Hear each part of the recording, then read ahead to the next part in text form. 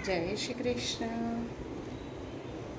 प्रभु नंद कुमारो में स्वामी वृषभानुजा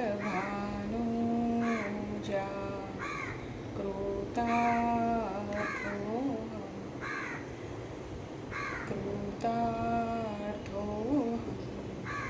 कृतार्थोऽहं न સંશયઃ। ગોકુળના નંદબાવાના કુમાર શ્રી કૃષ્ણ મારા સ્વામી છે અને બરસાનાના વૃષભાજીના પુત્રી શ્રી રાધિકાજી મારા સ્વામીની છે। તેથી જ હું કૃતાર્થ છું, કૃતાર્થ છું, કૃતાર્થ છું, તેમાં કોઈ સંશય કે શંકા નથી। અગાઉ આપણે જોયું કે શ્રી કૃષ્ણની રાણીઓને નારદજી કહે છે કે એક એવી વ્યક્તિ છે જે તમને શ્રી રાધાજી વિશે કહી શકશે। તે કોણ? રોહિણીમાં। બધી રાણીઓએ વિચાર્યું કે રાધાજી વિશે આપણે જાણવું છે તો કે આ રાધા કોણ છે, જેણે અમારા પતિનું મન હરી લીધું છે, જેણે અમારા પતિને અમારાથી છીનવી લીધા છે, જે વાતની ચિંતા અમારા મનને સતત સતાવી રહી છે, એના માટે આપણે જરૂર રોહિણીજી પાસે જઈએ। આમ વિચારીને ઘરના વડીલ એવા રોહિણીજી પાસે બધી પટરાણીઓ અને રાણીઓ તો પહોંચી ગઈ, પણ ગયા પછી મનમાં ક્ષોભ થયો। માને કેવી રીતે કહેવું કે અમારા પતિ અને આપના લાલની જે પ્રેયસી રાધા છે તેની લીલાનું વર્ણન કરો। મૈયા તો આ વાતનું વર્ણન ન કરી શકે, એની મર્યાદા ભંગ થાય, પરંતુ રાણીઓને એક વાતની ખાતરી હતી કે શ્રી ઠાકોરજીની લીલાનું કોઈ વર્ણન કરી શકે એમ હોય તો તે રોહિણીજી જ છે, કારણ એ જ એની લીલાની જાણકાર છે। અરે તમે આ શું પૂછો છો? શ્યામ સુંદર તો મારા પુત્રવત છે, તેમની લીલાઓ વિશે હું કેવી રીતે કહી શકું? મને તો સંકોચ થાય છે। વળી જો કહેતી હોઉં અને શ્રી ઠાકોરજી આવી જાય તો હું તો શરમની મારી મરી જાઉં। માં, તમે ચિંતા ન કરો, અમે એવી વ્યવસ્થા કરી દઈશું કે જ્યારે આપ અમને પ્રભુની લીલા રાધાજીની કથા સંભળાવી રહ્યા હશો ત્યારે અંદર કોઈ આવી શકે નહીં। સુભદ્રાજીને દ્વાર પર પહેરો ભરવા બેસાડીશું। સાંજના સમયે રૂકમણીજીના ભવનમાં બધા ભેગા મળીશું, એવું નક્કી થયું। પ્રભુની નજર ચૂકવીને બધી રાણીઓ એક એક કરીને રૂકમણીના ભવનમાં આવીને બેસી ગઈ। વચમાં રોહિણીજી અને ચારે બાજુ બધી રાણીઓ જાણવા માટે ઉત્સુક હતી કે આ રાધા કોણ છે, એનું સ્વરૂપ શું છે। રૂકમણીજીએ વિનંતી કરી કે કૃપા કરીને અમને બતાવો કે આ રાધા કોણ છે અને અમારા પ્રભુ સાથે એમનો શું સંબંધ છે, એનું સ્વરૂપ કેવું છે, એ ક્યાં રહે છે, એણે પ્રભુને એવો તો કેવો પ્રેમ કર્યો કે અમારા પ્રભુને અહીં પણ રાધા સિવાય કોઈ દેખાતું નથી। રોહિણીજી કહે છે કે રાધાનું વર્ણન કરવાનું સામર્થ્ય તો મારી પાસે પણ નથી, કારણ કે રાધા નામની અંદર જ મારા શ્યામ સુંદર સમાયા છે। રાધા નામ એવું છે કે જ્યારે કોઈ વ્યક્તિના મુખમાંથી રા અક્ષર નીકળે ત્યારે ભગવાન બેચેન થઈ જાય છે, વ્યાકુળ થઈ જાય છે। અરે જેના મુખમાં રા અક્ષર આવ્યો છે તેને તો હું મારું સર્વસ્વ આપી દઉં, કશું બાકી ન રહી જાય। જ્યારે કોઈના મુખમાંથી ધા અક્ષર નીકળે ત્યારે ભગવાનને થાય કે આજે હું આને મારી જાતને સોંપી દઉં। જેના મુખમાંથી રાધા શબ્દ નીકળે તેને માટે પ્રભુને થાય કે હું આને મારું બધું જ આપી દઉં, મને પોતાને આના હાથમાં સોંપી દઉં, છતાં પણ પ્રભુને લાગે છે કે હજી મેં આને પૂરતું આપ્યું નથી। આ રાધા નામની અસર છે। પટરાણીઓ પૂછે છે, આ રાધા નામ કેવું છે? રોહિણીજી કહે છે, રાધા નામ આધાર, સમગ્ર વ્રજનો કૃષ્ણનો જો કોઈ આધાર છે તો એ રાધા છે। સમગ્ર વ્રજ જે નીવ ઉપર પાયા ઉપર ઊભું છે એ રાધા છે। સમગ્ર વ્રજ લીલા, સંપૂર્ણ વ્રજ પરિકરનો કોઈ આધાર છે તો એ રાધા છે। રાધાનું વર્ણન કરતાં પહેલાં રોહિણીજી રાધાજીનો મહિમા બતાવે છે। રાધા નામ આધાર પરમધન, રાધા નામ આધાર। રોહિણીજી કહે છે કે બધા પુષ્ટિજીવોનો, બધા કૃષ્ણ ભક્તોનો કોઈ આધાર છે તો એ રાધાનું નામ છે. એ રાધાના નામના આધાર ઉપર આ પૂરો લીલા પરિકર ટકી રહેલો છે.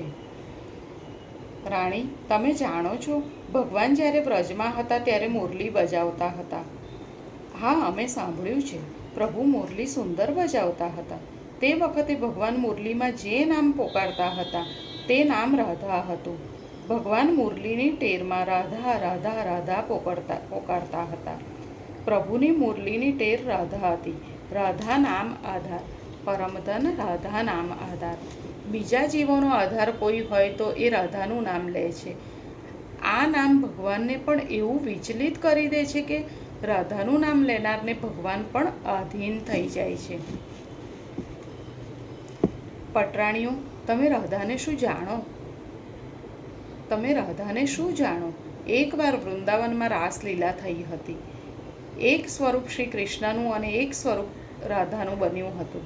કૃષ્ણ બનેલા સ્વરૂપે પ્રભુની પ્રસાદી માળા ધારણ કરી કે તરત એ પાત્રને કૃષ્ણનો આવેશ આવી ગયો. પ્રસંગ એવો હતો કે તે સમયે રાધાજી પ્રભુને છોડીને જઈ રહ્યા હતા. પ્રભુ રાધાજીના વિયોગમાં તડપી રહ્યા હતા. રાધા મુખચંદ્ર ચકોર મેરે નયના. પ્રભુ કહે છે કે રાધા, તારું મુખ ચંદ્ર છે, મારા નયન ચકોર છે. જેમ ચકોર ચંદ્રમાને જોતા વ્યાકુળ થઈ જાય છે, એવી રીતે હે રાધે, જ્યારે મને તમારા મુખના દર્શન થતા નથી ત્યારે મારા નયન ચકોરની જેમ વ્યાકુળ થઈ જાય છે. આટલું કહેતા તો કૃષ્ણ બનેલા એ રાસધારીને એવો આવેશ આવ્યો કે તેને થયું કે રાધા મને છોડીને જઈ રહી છે. તરત જ એ સિંહાસન ઉપરથી મૂર્છિત થઈને પડી ગયો. હે રાધા, હે રાધા, હે રાધા પોકારવા લાગ્યો. લોકોને થયું, આની આવી દશા કેમ થઈ ગઈ? એના રોમ રોમમાંથી રાધા રાધા રાધા ધ્વનિ નીકળવા લાગી. મુખમાંથી ફીણ નીકળવા લાગ્યું. આંખમાંથી અશ્રુધારા અટકતી નથી.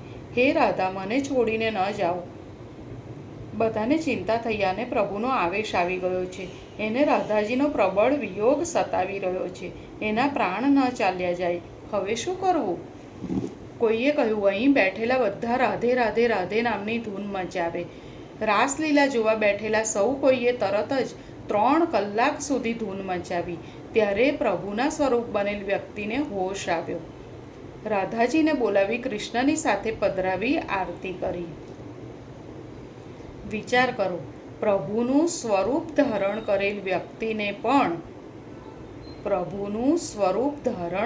વ્યક્તિને પણ રાધાજીના વિયોગના સંકેત માત્રથી આજે જો આવી અવસ્થા થઈ જાય તો એ રાધાજીનું સ્વરૂપ શું હશે?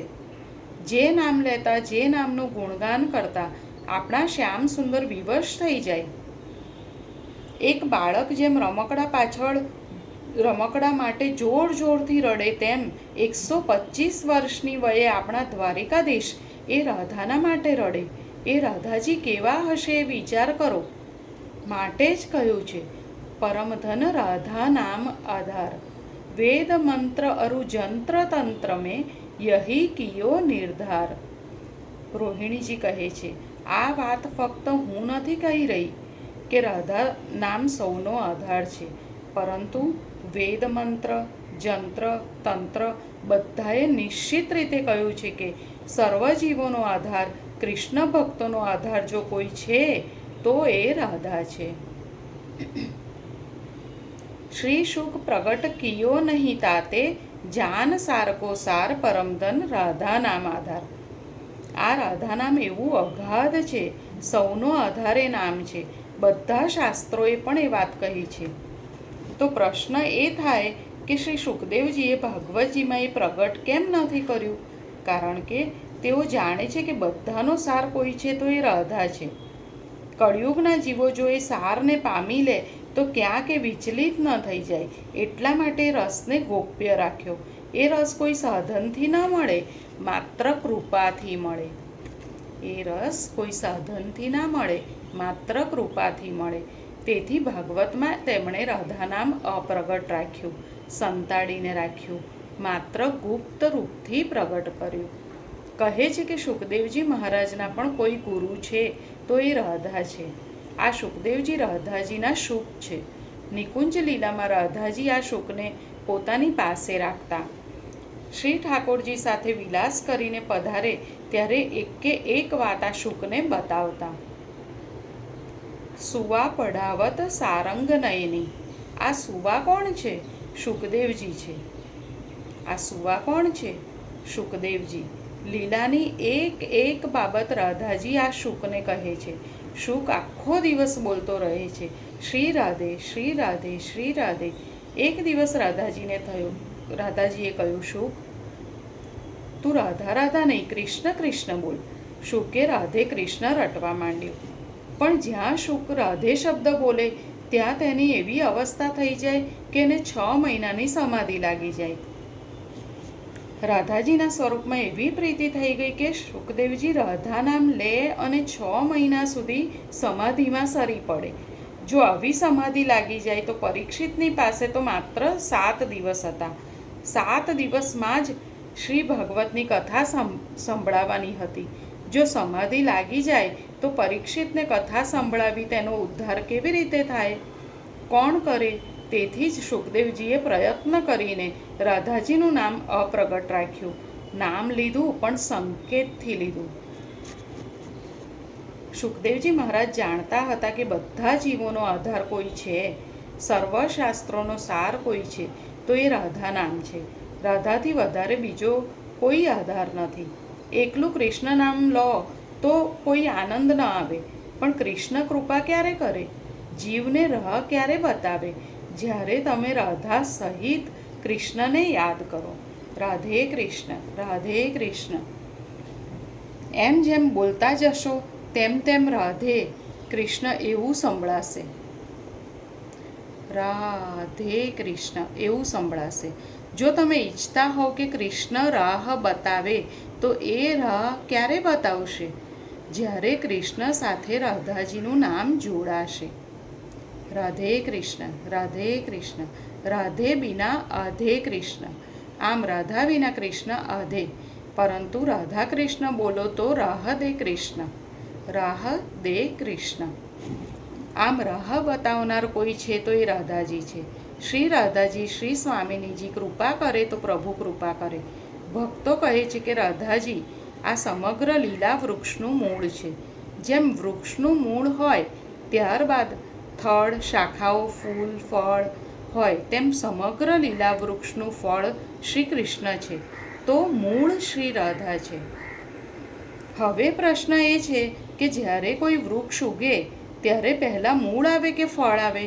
પહેલાં મૂળ હોય. તેથી જ ભગવાનના પ્રગટ થતાં પહેલાં 2 વર્ષ પૂર્વે રાધાજી પ્રગટ થયા. કારણ મૂળ હશે તો ફળ આવશે. મૂળ વગર કદી ફળ મળી શકતા નથી. એટલા માટે કહ્યું છે કે રાધા નામ અગાધ છે, સર્વસારનું પણ સાર છે. માટે શુકદેવજી મહારાજે પણ આ નામને અપ્રગટ રાખ્યું. રાધા નામમાં એવો રસ છે કે જેમ કોઈ પુષ્પની અંદર રસ મધુ હોય. જ્યારે પુષ્પ ખીલે ત્યારે શું કોઈ ભ્રમરને નિમંત્રણ મોકલવું પડે? કોઈ પુષ્પમાં રસ આવી જાય ત્યારે ભ્રમરને નિમંત્રિત કરવા પડતા નથી. જેવો રસ આવે કે તરત ભમરો શોધતો શોધતો આવી જાય છે, પુષ્પની આસપાસ મંડરાવા લાગે છે. તેવી જ રીતે રાધાનું નામ રસ છે. જેના મુખમાંથી રાધારૂપી રસ આવી જાય તેની પાસે એ રસના લોભી શ્યામ સુંદર જરૂર આવી જાય છે. તેની આસપાસ મંડરાતા રહે છે. આજે અહીં પણ આપણા બધાની મધ્યમાં એ જરૂર ખેલી રહ્યા હશે. કારણ કે રાધાનું નામ આવે અને એ સાવરા સલોના શ્યામ ન આવે તેવું તો બને જ નહીં. રાધાજીના ગુણગાન થઈ રહ્યા છે ત્યારે નિશ્ચિત રૂપથી આપણા ઠાકોરજી અહીં ખેલી રહ્યા હશે, બંસી બજાવી રહ્યા હશે.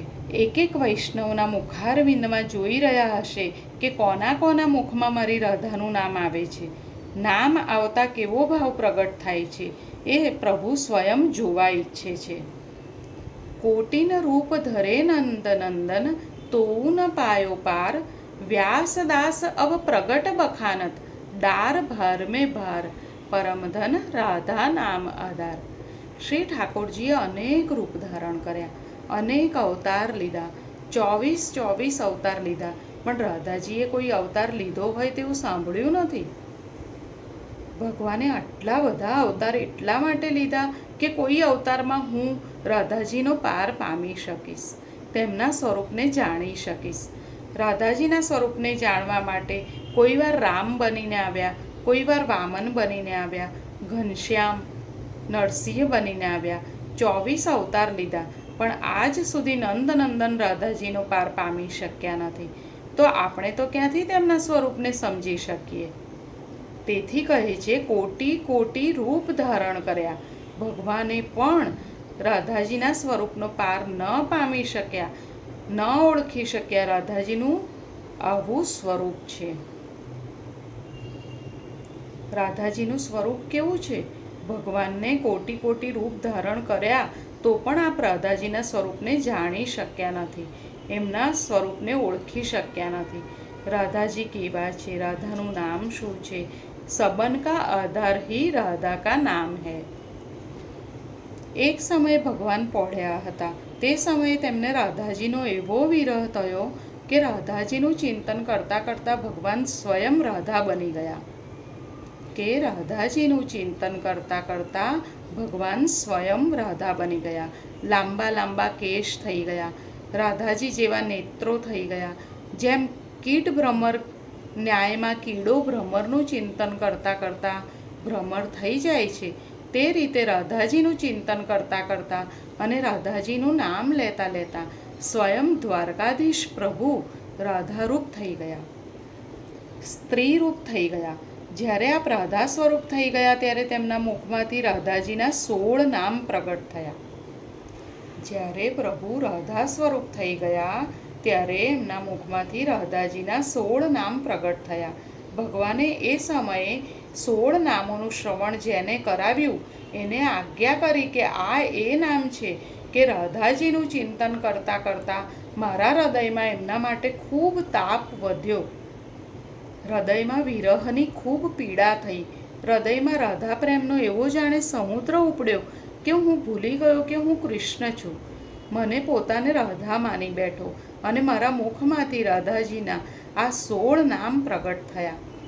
હું ચોક્કસપણે કહું છું કે આ 16 નામો એકવાર માત્ર સાંભળી લેશે, એનું શ્રવણ કરશે, એને આ જીવનમાં જ મારા પ્રગટ દર્શન જરૂર થઈ જશે.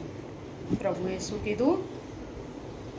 પ્રભુના મુખમાંથી રાધાજીના 16 નામ પ્રગટ થયા તો પ્રભુએ કહ્યું કે હું ચોક્કસપણે કહું છું કે જે આ 16 નામો માત્ર એકવાર સાંભળી લેશે, તેનું શ્રવણ કરશે, એને આ જીવનમાં મારા પ્રગટ દર્શન જરૂર થઈ જશે.